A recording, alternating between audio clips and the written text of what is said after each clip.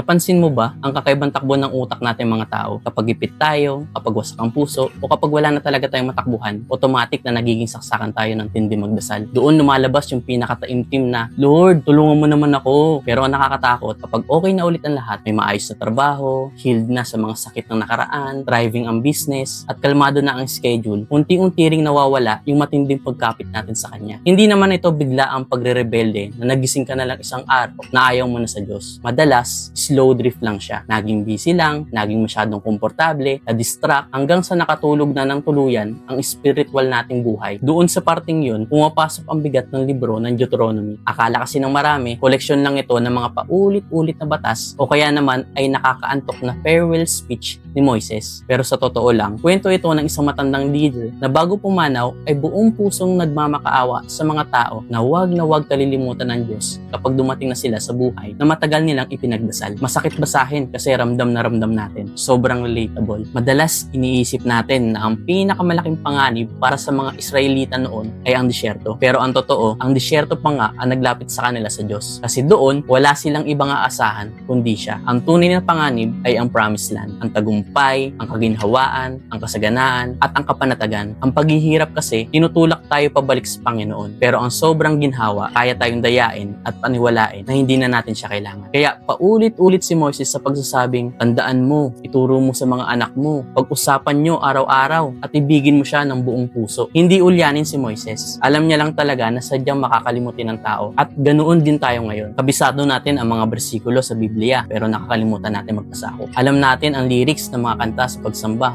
pero nakakalimutan natin sumunod. Alam natin ang theology pero napapabayaan natin ang relasyon natin sa Kanya. Minsan, hindi naman talaga bagong kaalaman ang kailangan natin, kundi ang balikan ng mga bagay na matagal nang sinabi ng Diyos para sa atin. May isang bahagi rito sa kwento na tahimik na nagpaiyak sa akin. Isipin mo, ilang dekadang binuhat ni Moises ang mga reklamo, takot, kabiguan, at milagro ng mga tao sa disyerto. Tapos nung nandun na sila sa mismong tapat ng lupang pangako, siya mismo ay hindi pinayagang makatawid. Ang bigat sa pakiramdam na makita mo ang katuparan ng pangarap pero hanggang sa hangganan ka lang. Doon natin matututunan na ang katapatan sa Diyos ay hindi laging nangangahulugang ikaw ang tatapos sa kwento. Minsan, ang pagsunod ay ang paghahanda sa iba para sa mga pagpapalang maaaring hindi mo personal na mararanasan. At ganoon talaga ang paggabay, ang pagdidisipulo, at ang pagmamahal. Hindi lahat ng tapat na lingkod ay nakakakita ng buong ani, pero patuloy pa rin silang nagtitiwala sa katapatan ng Ama. Sa huli, makikita natin na ang tunay na issue sa Deuteronomy ay hindi naman ang lokasyon, kundi ang kalagayan ng puso. Ang malalim na tanong ay kung mananatili pa rin ba tayong magtitiwala sa Kanya kapag naging madali na ang buhay. Ang tanong na yan ay patuloy na umahabol sa atin pagkatapos ng mga answered prayers, promotion, o kagalingan. Marami ang marunong humanap sa Diyos sa gitna ng disyerto, pero iilan lang ang may alam kung paano lumakad kasama Niya nang may katapatan sa gitna ng kasaganahan. Ang tagumpay na walang Diyos ay isa lang namang magarang uri ng kawalan ng kabuluhan.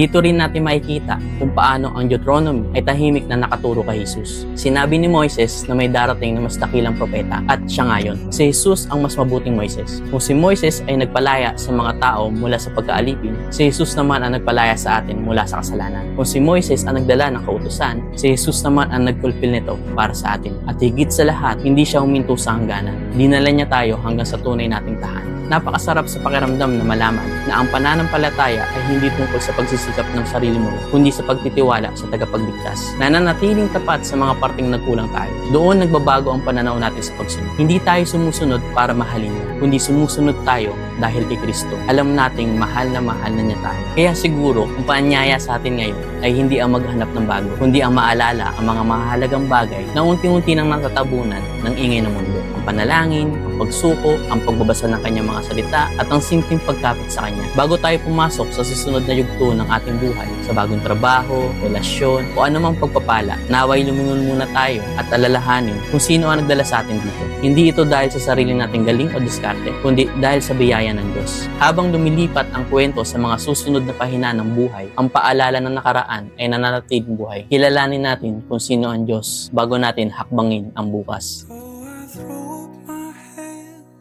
Praise you again.